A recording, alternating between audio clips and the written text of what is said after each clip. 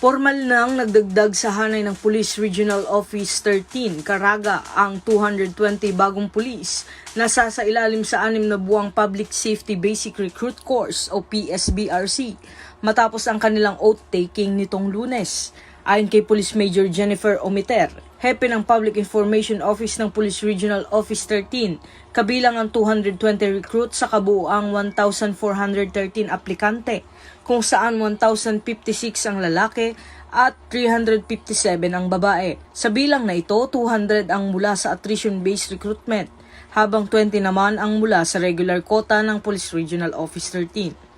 Pinangunahan ni Pro 13 Director Police Brigadier General Marshal Mariano Magistrado IV ang panunumpa ng mga bagong pulis bago sila tuluyang i-turn over sa Police Regional Training Center Caraga sa Camp Senator Robert Barbers sa Surigao City para simulan ang kanilang 6 na buwang pagsasanay. Sa kanyang mensahe, hinimok ni Police Brigadier General Magistrado ang mga bagong pulis na panatilihin ang dangal, kababaang loob at integridad sa kanilang serbisyo.